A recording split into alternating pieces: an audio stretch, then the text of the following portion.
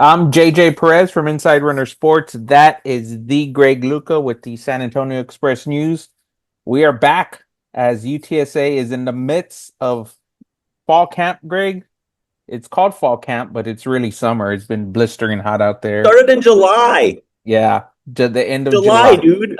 Yeah, Not it's ready for been that. it's been brutal, but we've been out there. Uh Wanted to check in here in the preseason, kind of the middle of the preseason for us, a few weeks away from opening day. Greg, I think where do we want to start? We learned some single digits today. Yeah, I don't know. I guess you can start with either the offense, where we feel like we can speak probably pretty confidently because we already know all the guys, or we could start on defense with all the unknowns. So it's your call what direction you want to take us. Let's look at the offense, right? The UTSA returns almost every starter there, if not, tons of key contributors. Looks like everybody's, for the most part, is pretty healthy there. I don't know that, we've seen many surprises in camp. I think if there's one area I still have question marks on is the running back group, just because not everybody appears to be fully healthy right now. But other than that, Owens looks solid. I think there's a continuity there with the offensive line, the wide receivers, the tight ends. Just everybody across the board there is looking pretty good. Yeah, I think obviously Owen's going to be the most important player on the team this season, so it makes sense to start there. And that's true of any quarterback, but particularly when you have a guy who showed the things that he showed last year and sort of the projection for how he could continue to develop. I think there's a lot of reason to be really optimistic about what he could do. And I mean, if you think about all the things that were different from the start of last year to the end of last year, from the offense that started out kind of struggling to when they were really clicking at a pretty high level late in the season, it's not just the experience that they got, which obviously carries over, but it's also the group of guys they had out there. It wasn't every game that Devin McEwen and David Amador both played, and that's obviously super important. And both of those guys are back.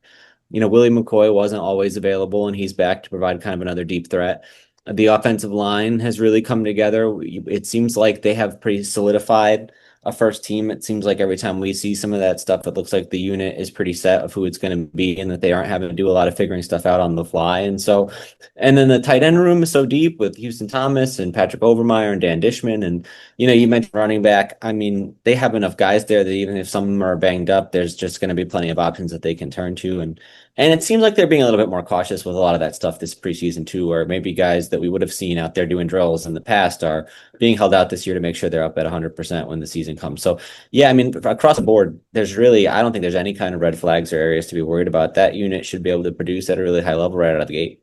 The biggest question on offense, I think, comes with to the second team, right? There's a few really good guys along the offensive line that look like have impressed. I think Trevor Timmons is one name that jumps Mhm. out at me. And then who's your second team quarterback, right? Jeff Traylor said he liked Brandon Tennyson's development this fall camp. So I think really, after the stalwarts, if you will, of the offense, that's really where the questions are, like the backups, right?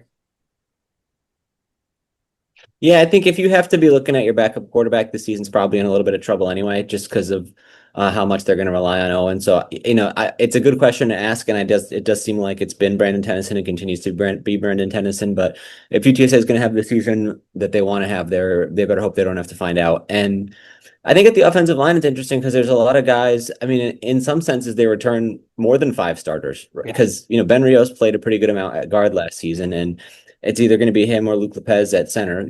Coach Trailers talked through the spring and into the fall about how Lopez was going to have a pretty big role last year if he didn't get injured, and it could have led to some things being different on that offensive line. And so now he's available, but not even necessarily a starter, where it seems like Ben Rios is going to be that guy. And Demetrius Allen is still out there on the depth chart, who's shown he can play here, and at times that it's been a couple years like that he's been a potential starter, and now the quality has risen to the point where that's not even necessarily being discussed. He's just a really valuable depth option. And then you mentioned Timmons, and Daryl Jones is another guy they brought in Yeah.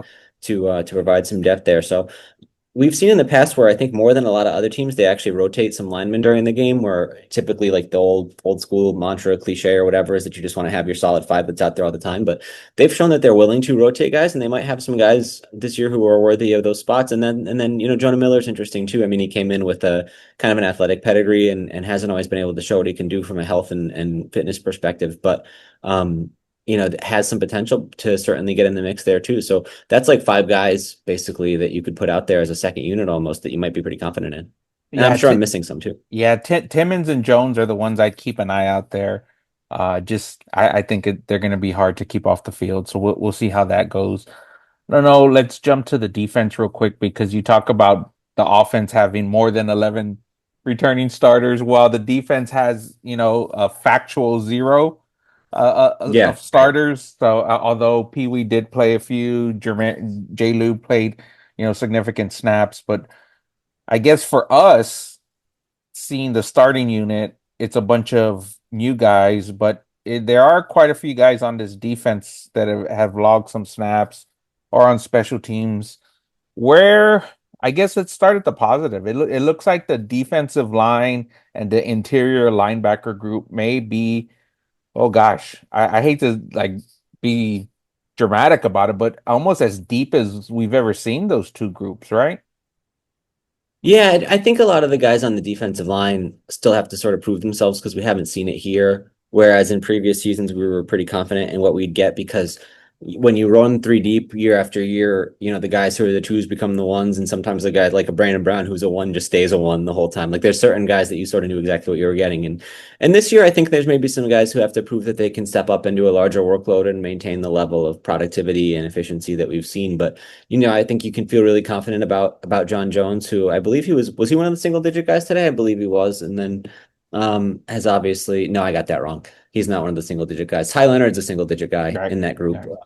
while, and he'll be able to make a pretty big contribution there, I would think. But I am confident in John Jones, single digit or not, and what he can do after some of the stuff he showed last year, and just continuing to get older and develop as a player in his time here. And Jamie and Buxton and Chad Tutu in the middle, and I guess Cameron Blaylock too, who.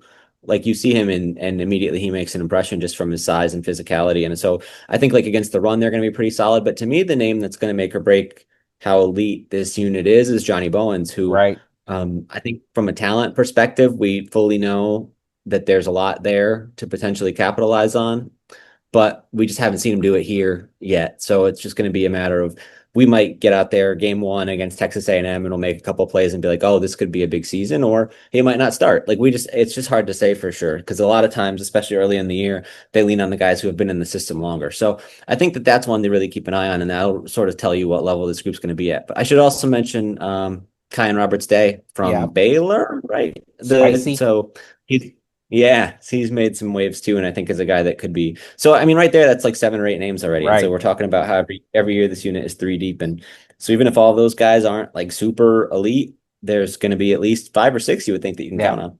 I didn't think they were maybe three deep last year, right? Maybe two and a half, maybe one and a half deep. They got hit by some injuries, but to me, it starts and ends with Johnny Bowens, right? He's a 4 or 5 star talent out of San Antonio, went to Oregon State, now is back here, coming back from an injury tour, I guess his ACL or his knee, something I think last that's right. fall camp. And now he's back and him and Kyan Roberts to me has looked as good as anybody along that line. Yeah, and that's an interesting thing because last year we did think it wasn't going to be the same depth that we had seen previously, and by the end of the year you were confident in those guys again. So they usually do a pretty good job Yeah. developing that group too. So whatever it is week one will not necessarily be what it is week 12. Yep. Shout out Coach Hange there and the Everybody Eats group. The other strong unit I can see is the interior linebacking group. Shad Banks, TCU transfer, got the heralded zero single digit.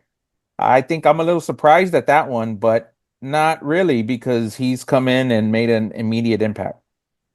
Yeah, he was a guy that if when you ask the players who you think could make a big impact or who stepped up as a leader early, they went to Shad right away. And then even Jeff Traylor, somebody asked him like who some of the newcomers could be, and he's like, I don't want to talk about those guys if I start getting into the Shad Bankses of the, and it's like, okay, so you like that's the guy, that's the Yeah, one that if you have to pick one, that's the guy you're going to say first. So it wasn't too surprising that he was the one who ended up in this single digit group and at number zero. But it's like to underscore how big that is. Like the only Rashad Wisdom and Jamal Liggin have worn that number. Like right. that's as elite as it gets for that defense. The two leading tacklers in the history of the program are the only two guys who have ever been number zero before. So that's something I wrote about today, and it's just the impression he's made and the journey that he's been on from starting at Texas A&M as a receiver and then only lasting one spring, and then he ends up at TCU and Yeah. switches to linebacker and gets to play quite a bit, and then last year doesn't get to play and kind of loses his spot, and now he's back somewhere where he can be a leader and a regular player. Is a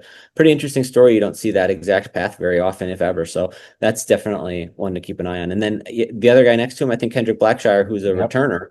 Um, and we just didn't get to see a lot of him last year because of injury. He might have still been a little bit heavy compared to where he wants to play. I know that was sort of something that became an issue when he was at Texas in the spring and was seemingly the reason why he didn't really stick there and things didn't work out there. But that's a story I'll be writing probably later this week. We got to talk to him over the weekend. There's a lot of different things that went into his path to get to UTSA, and it seems like now he feels at least like he's poised to kind of have the best season of his career and sort of capitalize on a lot of that potential. And last year, we just didn't get to see a lot of him before he got injured. And then Brandon Tucker Yep. as a Yep. newcomer, who potentially could work out in a pretty big role there. Now, Banks and Blackshire are both single digits, so usually that means you're going to end up starting, and that sort of tracks with kind of what we've seen, I think. But I think Tucker will be out there quite a bit.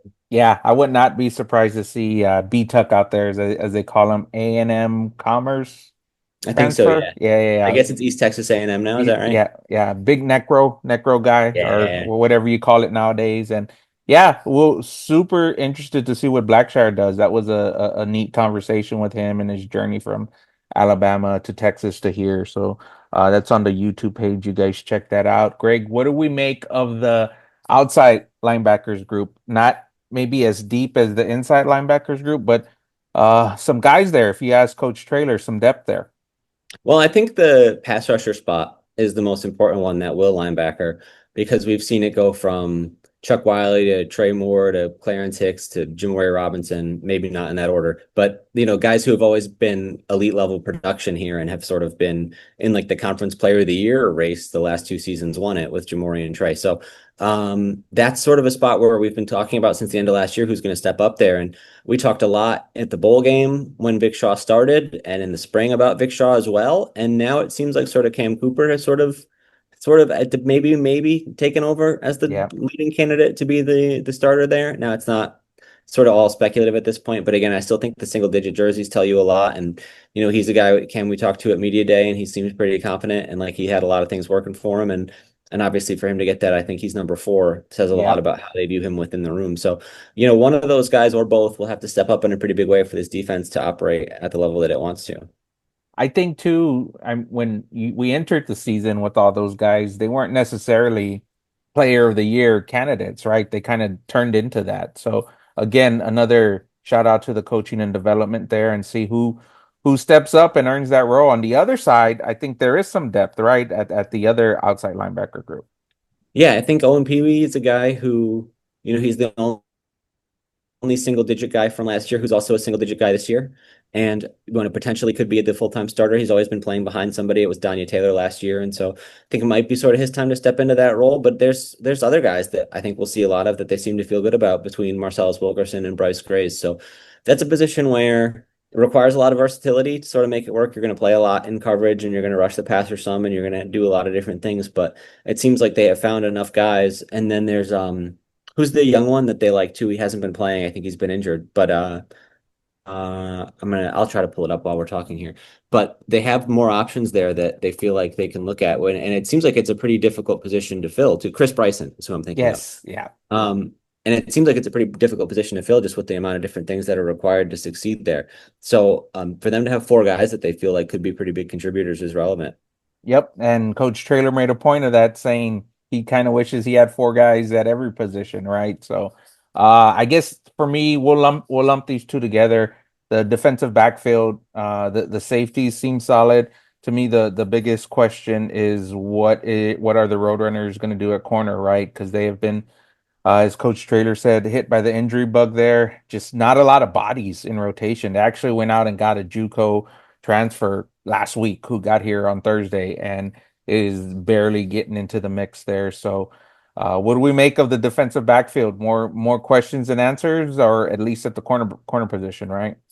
Yeah, I mean the problem is that it was the biggest question from the end of last season through the spring, and then they had injuries there. Like Yeah, it was already going to be an issue, even if they were fully healthy. But then they ended up having some situations where guys aren't even available. Like RJ Lester, the yeah. transfer from Oklahoma State, who was apparently going to be the starter, just posted on his Instagram before camp opened that had some kind of heart issue, something that was discovered during his physical, that he's going to be out for the whole year. And Jeff Traylor said he was probably going to be a starter. So that tells you right there you're already down one guy at a position where you need people. And so you're looking at guys like Davin Martin and Jacavian Rogers, who, for the longest time we were talking about, like, is Jacavian Rogers ever really going to be playable just from a like size and physicality perspective? Because he came in here weighing like, what was it, like 135 or something? 135. Yeah. So that's been a constant development where, he was in a place where he could see the field some last year, and he's going to have to see the field even more this year. And then, Zach Morris, obviously had some experience under his belt coming in here as a transfer and played some last year, but it seems like he's been dealing with some injuries. We haven't seen him out there as much. And then there's just guys we don't know about, like KK Meyer. And then you Yeah. start getting into people who are like sort of fringe walk-ons area. Alpha Like Khan. Yeah. there was a game where there was a practice, sorry, where they were kind of rotating through, and it was like Davin Martin was playing on the first team and he was playing on the third team because they had five guys. It's just like that's not a situation you ever really want to be in. So, and I think it's better now than it was then, especially with the addition from JUCO, who you mentioned. What's his name again? Chapman. Ahmad Chapman. Chapman. Yeah. So at least they have more bodies there than they did, and presumably they'll be able to get guys healthy. But it's just going to be a question mark, and it has been since the end of last season, to see who the people are going to be there who could step up and potentially take that role. They do have a really good coach. I do think highly of Nick Graham, who's also an associate coach for the Roadrunners. So we'll see if he can get them coached up at on the back end. Not they have some good talent back there. Maybe some guys that still need to improve themselves in the safety rooms, but some guys that have logged some pretty good snaps for the Roadrunners. Of course, they're new starters though, right? Yeah, I think it's going to be so. Jamarius Lewis, we saw some Yep. last year, became a starter late in the year when there were some injuries, and Jimmy Wyrick, I think, was also sort of fringe starter when healthy. So those two guys are the guys that I would expect. Elijah Newell has shown some promising signs. Maybe he could be a guy who could take on a pretty big role, but after that, I think it's kind of anybody's guess too. I don't really know. Like, we haven't seen much of Cam Upshaw, the transfer from Yeah. Memphis, and Ty Milton moved over from corner, and I don't know how well that transition is going to take. There's not really much to. It's not like he was a huge standout at corner, and then now he's going to be at safety, and it's like a huge boost to them. It's just kind of probably just sort of a thing where they felt he fit a little bit better there, but I wouldn't have a ton of confidence in that one out of the gate. So at least you have a couple guys who have played in Jamarius Lewis and Jimmy Wyrick if all else fails. But that's a group that I do think still has a lot to prove as well. Yeah, I think one name I'll throw out there is Elijah Newell, a kind of freshman last year that was thrown into the storm. So we'll see how he develops. We haven't seen a lot of special teams. I think they post some stuff with the kickers from time to time. It looked Jeff said it was a open competition between the two place kickers and the two punters, and he gave us some names for, kick return and punt return. What I guess some general thoughts, a lot of I guess that's another area of question, right? The kicking and the punting. Yeah, punter, I think you're probably a little bit more confident in, where kicker, we just haven't seen any of these guys. It's rare that you have two transfers essentially leave the pro. Like, Chase Allen leaves because of Tate Sandell, and then Tate Sandell leaves, and so now you're down both of your guys. So I think that one is a little bit more of a question mark. And um, they did add at the position, but it was so late when Yeah. Tate chose to leave that it didn't feel like they had necessarily their pick of whoever. So um, at least Cale Hogan, you've seen him do it last year. Not like it was super outstanding, but you've seen him do it. He can do it. Yeah. So kicker's the one where it's like we just really don't know who the guy is. And Yeah. I don't know what the logistics of this would be, but it almost wouldn't be that shocking if it was somebody else between now and the start of the season. Like I just have no idea. So yeah, we'll have to wait and see for sure. Yeah, and you look at the biggest questions of this roster, right? Cornerback and kicker, and not to belabor a point, and we even asked Jeff about this early in fall camp, and his answer was like nobody cares anymore. Those two positions were late kind of NIL departures, like portal guys. So, they lost their kicker, they lost one of their starting corners, and now here they are, a few weeks away trying to still shore those positions up, right? And then also you have injuries there. So UTSA has been relatively healthy, I would say, during this fall camp. I think Coach Traylor said no season-ending injuries. Is that what I heard Yeah, I correctly? don't think so. It sounded Yeah, like maybe there was one or two tweaks in a scrimmage or something, but nothing serious. Yeah, I just to your point about corner, I they probably could have been a little bit more like unless you thought Zay Frazier was going to come back, you yeah, probably knew what you were getting into for this year. I don't know if they were going to count on Denver Harris either way. So, like a couple years ago, losing Cam Alexander probably hurt. Maybe they thought Cyrus Duma was going to be back based on the yeah, JUCO thing, and then that sort of went different. But yeah, I don't know. I think there's probably not a ton of room for excuses there, to be honest. Maybe they could have seen some of that coming just based on the shape of the roster because they weren't counting on Cyrus anyway until late in the year, and then to have that fall through probably shouldn't have changed what you were doing as far as the recruiting part of it. But um, yeah, generally it's left them in a tough spot overall. I just don't know if there's the same kind of like at outside line. No, because that's a Jamori too. I think they yeah, were just kind of out in front of it and they didn't lose anybody. yeah. Who's super important in that sense. So I feel like that's it's probably something that, obviously it's always going to be lingering, but when kicker is the one you're most worried about, you probably did all right in the portal. Yeah, overall A plus for roster management so far. Let's look at the single digits, Greg. We got those announced. They were voted on over the weekend, announced today. Any surprises on there? I think offensively it's about what I expected, and I didn't know what to expect defensively, right? Because there's so many new guys. So um I think the biggest thing is, Houston Thomas at zero was my biggest surprise. Yeah, well, I was gonna say, how about three tight ends in the Yeah. group? That's kind Yeah. of crazy. Like, Dan Dishman's obviously one of the most senior guys in the building, but I hadn't thought about him in that kind of a sense, just because his role has been, not diminished. Like he's involved, but compared to, he's not like a regular starter when you have three guys at that position who all produce at that level. And Houston Thomas obviously became the leader at that position last year, despite being a little bit younger. And there's a lot of promise around Patrick Overmeyer. So it wouldn't have been surprising if Dishman took kind of a tertiary role this year, but instead, they still see him as a leader and put him in that number five, which, that doesn't always tell you that somebody's going to play a lot, but maybe it does say that if they believe that much in these three tight ends, that we could see more of that two tight end look and things like that. But I mean, they got a ton of receivers too, like we talked about. They're sort of loaded on offense between, the guys we know are coming back and then even new guys we didn't talk about, like an AJ Wilson or whoever. So it seems like they can go a lot of different directions on the offense, which is a good problem to have. So I would say the biggest thing that jumped out is getting those three tight ends on there and Houston Thomas in the zero too. Because yeah, I don't know. I guess Owen's probably kind of the guy who's the voice of this group, which is not surprising as the quarterback. But you just look at this list and there's not is anybody on there strike you as being particularly vocal out of those, Yeah. like, Right. what is it, 10 guys? I Like, mean, I it think seems it's like gonna be if Owen, anything, right? it's some of the right, right. If anything, these are some of the quieter guys on the roster. So it's just funny that, I think the production goes a long way. And if you have one guy with the talent and the leadership that Owen brings, then that'll cover up the rest. Corey got it from American Samoa. Big. Although in our interview he was very low key, very big time presence there. So huge. I Yeah. think a huge leadership voice there. Um, they didn't even fill all the numbers on defense. Greg, was Yeah, that? well, that tells you about the amount of I wonder, we'd have to ask him because it's usually like sometimes it's like the top vote getters, but other times it feels like there's a percentage that you have to hit to make Yeah. it, or else it's just we only have this many guys.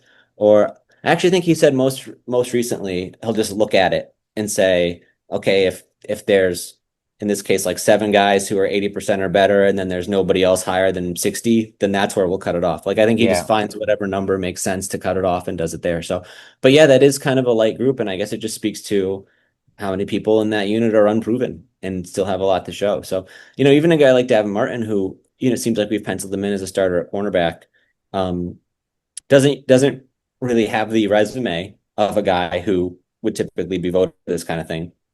But, here we are. And like Ty Leonard too, has played for as long as he's been here, but last year had the redshirt situation with the injury and wanted to preserve the extra year of eligibility and just like has not been the most productive guy to get a number one jersey. And we talked about Shad, who hadn't even been here, hasn't done anything in the Roadrunner uniform, getting that honor. So, it's a reminder that it had to be somebody and that there's a lot of turnover over there that they're working through. Coach Trailer made a point of emphasis over the spring and the summer to increase discipline. How do we think that's working out so far? It seems like the players have taken it in stride, but it certainly has been a change from this time last year.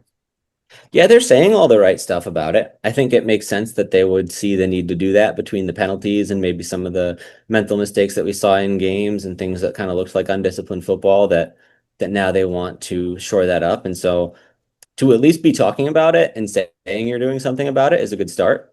But it's going to be impossible to know until they really get out there. Um, it seems like tangibly there is we've sat through some longer practices. It seems like that is a thing that certainly is not just talk, that they are out there longer. And we know about, based on the time we're there, that they're going an hour later, so it's a little bit hotter and that makes it a little bit more grueling. And so I think some of those things that are tangible we're seeing, but in terms of what the actual impact is going to be, it just sort of depends. The other thing is we've seen a lot of refs out there more than usual. I guess they're kind of enforcing some things in a different way in that sense. So these are all little things that hopefully add up to that larger goal, but I think they're certainly making an effort at it. It's just how much it really translates will be determined once they take the field, and we'll see if all this harder conditioning and things like that really makes a difference. One of the things they're doing is the this 4-H where they have the players talk amongst each other. Um, some of the stories have been interesting. Some people haven't shared much with us. What do you take away from the 4-H is great? Yeah, I guess they said that they usually do it with the freshman class coming in. And it sort of ties into what we just talked about, where so if you're going to do this thing where if one guy's late, everybody runs, and if one guy false starts, everybody runs, and if one guy jumps off sides, everybody runs, then that could create some hostility, unless you are at a certain point with your team chemistry and understanding your other guys that you sort of take it all in stride and think of them as your brothers, as the cliche would go, and then it all sort of melds together in the right way. So I think that doing stuff like that where, you only hear, at least my understanding of how they're doing it, you only hear the guys in your group, right? So you don't get to know necessarily everybody on the team as well as you might want to, but you at least feel a connection a little bit more to somebody else and their history and their backstory, because you just forget they're in there, working, and then they go on about their business and they don't necessarily, it's 100 guys, like they don't necessarily get to know each other very intimately, but to at least have a little bit more of a connection with the group around you and to know that those, webs of ties to guys are sort of forming throughout the group probably helps with the discipline part as well, when you're saying, I'm doing this for this guy who I now understand and know a little bit better. So yeah, it's an interesting thing to mix into their routine. I think it's like Coach Trailer has said, it's like the harder you're going to push them, the more they need to take ownership of that, and the more they need to have those stronger bonds with each other to make it all work. We got 2 weeks down of fall camp, a few more to go. I think 3 weeks around to kick off. Two more weeks to game week, right? So Greg, football season will be here before you know it. I think we got a lot in the bank and a few more weeks of preseason interviews. You think did we miss on anything? Anything interesting for media day? The Corey Goddard story seemed pretty interesting. A lot of the defensive guys. It was the we hadn't talked to a lot of those guys really in depth. They're Yeah, pretty because they're all interesting so new. fellows. Yeah. Yeah, it's an interesting year just because when you try to stack up like how good is UTSA going to be, you read about Memphis and Tulane and whoever else, and it's just like, well, they have entirely new rosters, so I guess we'll see. And it's like, at least with UTSA, we're kind of feeling a little bit like we know what we're talking about when we look at the Roadrunners. But I think when you try to stack up what kind of season they're going to have or where that'll put them in the league, it's just like anybody's guess at this point. I mean, they seem to be sort of seems like people are giving Memphis and Tulane kind of the nod. Um, and then it's UTSA is sort of in the mix with Army and Navy, and depending how you feel about USF, which Yeah. seems like they're always on the cusp in one of these years, they might have that kind of breakthrough season that feels like it'll get here sooner or later. So um, I think that's probably about fair. Yeah. I probably would lean UTSA a little bit heavier. Like I think that I think it's probably more likely that they'll be third than sixth, just because I have a lot of confidence in the offense and what they're able to do. And the defense was not so good last year that this new group has something lofty to live up to.